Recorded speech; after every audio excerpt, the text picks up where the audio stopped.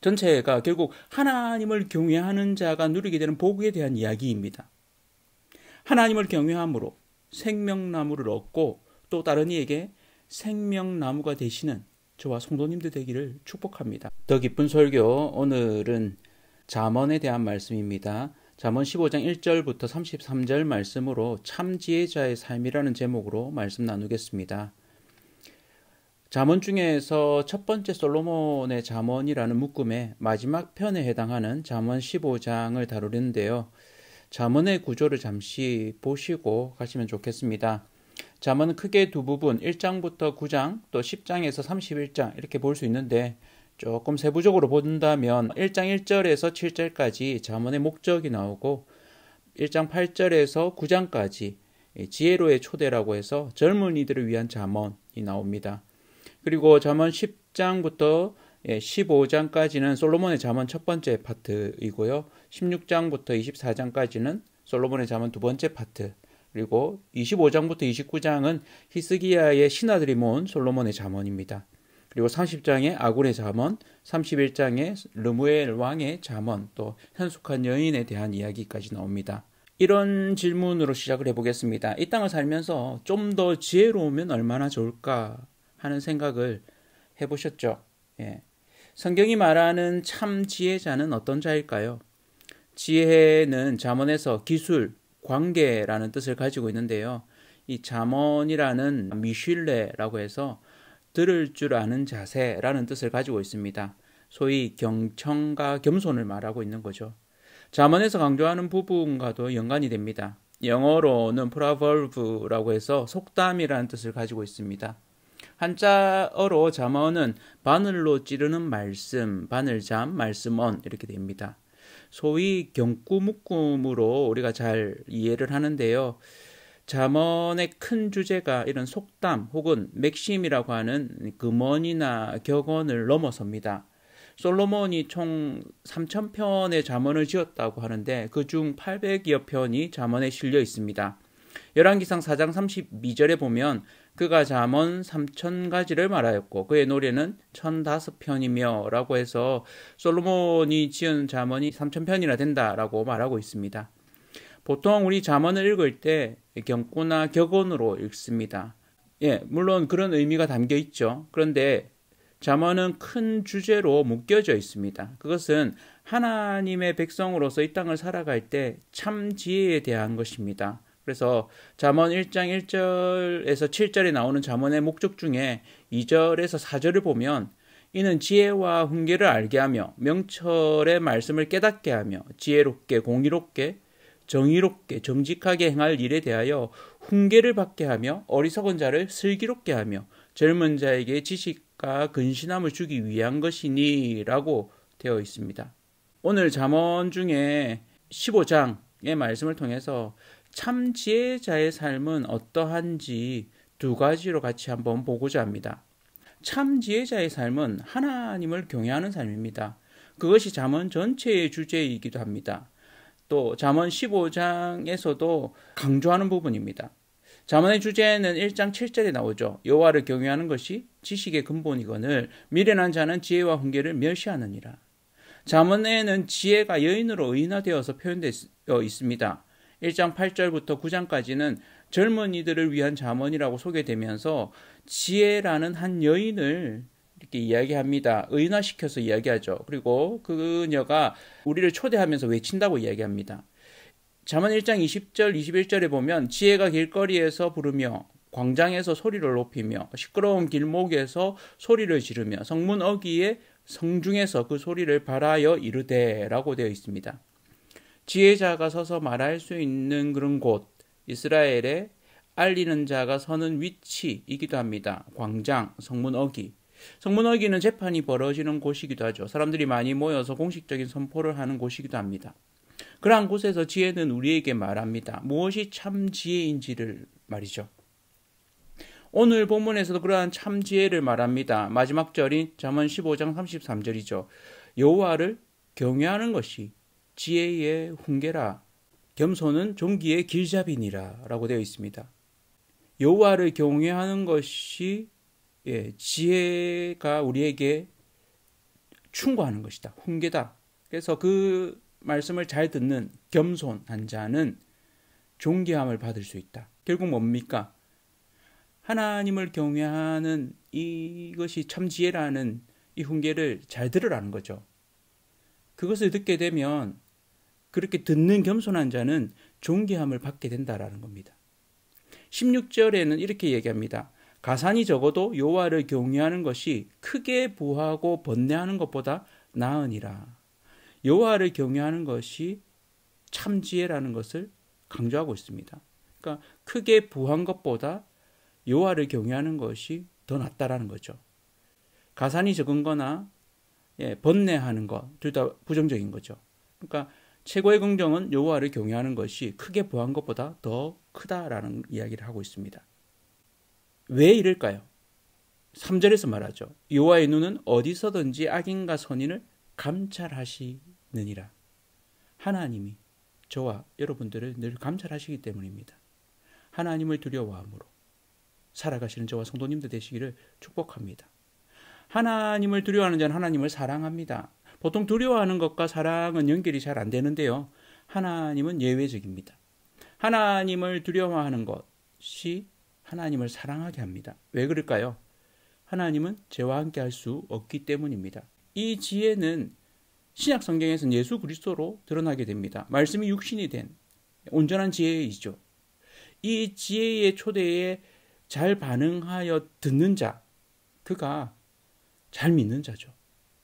말씀의 충고를 잘 받아들이는 자입니다.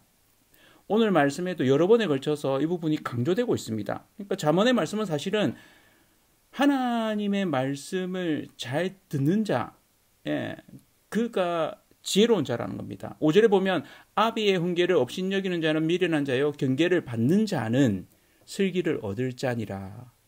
경계를 받는 자, 슬기로운 자입니다. 31절에는 생명의 경계를 듣는 귀는 지혜로운 자 가운데에 있느니라. 참 지혜자는 이 땅의 주인이 누구이신지 아는 자입니다. 그래서 그 지혜의 음성을 듣습니다. 하나님의 말씀을 듣는 거죠. 하나님의 말씀이 주는 충고, 견책을 달게 받는 것입니다. 그래서 하나님 앞에 기도하는 자입니다. 그들의 기도를 하나님이 또한 들으시죠. 8절에 악인의 제사는 여호와께서 미워하셔도 정직한 자의 기도는 그가 기뻐하시느니라. 29절에 여호와는 악인을 멀리하시고 의인의 기도는 들으시느니라. 하나님이 하나님의 말씀을 잘 듣는 자, 지혜로운 자, 그들의 기도를 들으신다는 겁니다. 그들을 향해서 의인이라고 칭하시고 정직한 자라고 이야기하십니다. 하나님 앞에 정직한 자로 의인으로 늘 서시기를 축복합니다. 그렇게 기도할 때 그 기도를 하나님이 들으십니다. 그래서 참 지혜자는 생명나무가 됩니다. 여기가 참 중요합니다. 이 생명나무, 성경 전체에서 나오는 생명나무의 이미지는 창세기부터 요한계시록까지 이어집니다. 창세기 2장에 등장하는 생명나무가 있습니다. 창세기 2장 9절에 여호와 하나님이 그 땅에서 보기에 아름답고 먹기에 좋은 나무가 나게 하시니 동산 가운데에는 생명나무라. 이 생명나무가 있습니다. 이 생명나무를 먹었을 때 영생하도록 하고 성화되어지고 영화되어지는 것입니다. 이게 하나님의 뜻이었습니다. 하나님의 계획이죠. 이 생명나무는 시편 1편에 등장하는 시냇가에 심은 나무의 이미지와도 겹칩니다. 시절에 따라 열매를 맺는 나무. 이 생명나무, 신약에 오게 되면 예수 그리스도라는 이 포도나무에 접붙임되어서 성령의 열매를 맺게 되는 나무입니다. 그래서 이 생명나무는 결국에는 자기가 가지고 있는 이 열매를, 그 지식을 다른 이들에게 나누어줘서 다른 이에게 생명나무가 됩니다. 2절에 지혜 있는 자의 혀는 지식을 선히 베풀고 미련한 자의 입은 미련한 것을 쏟느니라. 저와 성도님들의 혀가 생명나무 되시기를 축복합니다. 4절에 온순한 혀는 곧 생명나무이지만 패역한 혀는 마음을 상하게 하느니라. 온순한 혀, 우리의 혀가 지식을 전하고 구원을 전하고 지혜를 전하는 그래서 생명나무가 되시기를 축원합니다. 전체가 결국 하나님을 경외하는 자가 누리게 되는 복에 대한 이야기입니다. 하나님을 경외함으로 생명나무를 얻고 또 다른 이에게 생명나무가 되시는 저와 성도님들 되기를 축복합니다. 그런 입술 되기를 바랍니다. 그것이 참 지혜자의 삶입니다. 참 지혜자의 삶이 되길 잠언 말씀은 우리에게 초대하고 가르치고 지혜라는 옷을 입고 전달되고 있습니다. 이 말씀을, 이 충고를, 이 견책을 잘 받아들이셔서 생명나무를 가진 자로 살아가시기를 축원합니다. 두 번째로 참 지혜자의 삶은 서로 사랑하는 삶입니다. 17절에 채소를 먹으며 서로 사랑하는 것이 살찐 소를 먹으며 서로 미워하는 것보다 나으니라 라고 얘기합니다. 여기에 좋은 것은 서로 사랑하는 것과 살찐 소를 먹는 겁니다. 부정적인 것은 채소를 먹는 것과 서로 미워하는 것이죠. 긍정과 긍정, 그러니까 살찐 소를 먹으면서 서로 사랑한다면 이게 긍정과 긍정이죠. 부정과 부정은 채소를 먹으면서 서로 미워하는 거죠.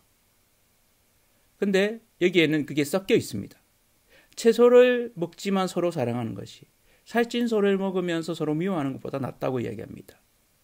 그러니까 네 가지 기준을 가지고 한 절이 이렇게 구성이 됩니다. 그러면서 최고의 긍정은 서로 사랑하는 것임을 말합니다. 부정이 있지만, 채소를 먹는 아쉬움이 있지만 서로 사랑하는 것이 긍정인 살찐 소를 먹으면서 서로 미워하는 것보다 낫다는 겁니다. 이것은 예수님이 오셔서 새 계명으로 우리에게 주신 것이기도 하죠. 요한복음 13장 34, 35절에 새 계명을 너희에게 주노니 서로 사랑하라. 내가 너희를 사랑한 것 같이 너희도 서로 사랑하라. 너희가 서로 사랑하면 이로써 모든 사람이 너희가 내 제자인 줄 알리라. 서로 사랑하는 것은 하나님을 사랑하고 이웃을 사랑하는 것을 실천하는 새 계명입니다. 이게 참 지혜입니다. 저와 성도님들이 서로 사랑하는 참 지혜자로 살아갑시다. 서로 사랑하는 자는 그 혀를 잘 다스립니다. 지혜로운 자의 한 특징으로 혀와 입술을 강조하고 있습니다. 2절에 지혜 있는 자의 혀는 지식을 선히 베풀고 미련한 자의 입은 미련한 것을 쏟느니라. 7절에 지혜로운 자의 입술은 지식을 전파하여도 미련한 자의 마음은 정함이 없느니라. 여기에 지혜는 다른 의미로 예수님께서 알려주신 새 계명일 수 있습니다. 23절에는 사람은 그 입의 대답으로 말미암아 기쁨을 얻나니 때에 맞는 말이 얼마나 아름다운고. 사랑으로 많은 말들을 하시기를 축원합니다. 그렇죠. 우리의 말이 상대를 세워주고 서로 사랑하는 말 되기를 원합니다. 말에 대한 부분이 굉장히 많습니다. 결국 뭡니까? 우리가 서로 사랑하는 데 있어서 드러날 수 있는 구체적인 것, 혀를 잘 다스리는 것, 말을 잘하는 겁니다. 야고보 감독은 혀에 대한 가르침을 이렇게 정리했죠. 야고보서 3장 2절에 우리가 다 실수가 많으니 만일 말에 실수가 없는 자라면 곧 온전한 사람이라 능히 온몸도 굴레 씌우리라. 그렇죠. 우리가 말에 실수가 없으려면 어떻게 하면 될까요? 서로 사랑하면 됩니다. 사랑함으로 말하면 됩니다. 그럴 때 그 말은 실수가 없는 말이 되죠. 우리의 혀에서 지식을 전하는, 생명나무를 전하는 말이 나오기를 축원합니다. 참 지혜자는 서로 사랑하는 자입니다. 서로 사랑할 때 우리의 삶은 달라지죠. 그의 마음은 즐겁고 그 얼굴은 해같이 빛날 것입니다. 매일매일을 서로 사랑함으로 살아가는 저와 온 성도님들 되시기를 축원합니다. 참 지혜자는 이 땅을 다르게 살아가죠. 서로 사랑함으로 살아가는 것입니다. 서로 사랑함으로 살아가는 우리 모든 성도님들 다 되시기를 축복합니다. 유순한 말, 온순한 혀, 지혜자의 혀를 가지고 지식을 선히 베풀고 생명나무로 살아가는 모든 성도님들 되시기를 축복합니다. 그럴 때 우리를 통해서 하나님의 복이 차고 흘러넘칠 것입니다. 그것이 구원의 은혜가 되어서 많은 이들에게 구원의 지식을 전달하는 생명나무가 될 것입니다. 참 지혜자의 삶을 사십시오. 하나님을 두려워하며 사랑하십시오. 지혜가 외치는 소리를 달게 듣고 말씀이 마음에 박힐 때 순종함으로 서로 사랑함으로 살아가는 그런 지혜자의 삶 매일매일 사시기를 축복합니다.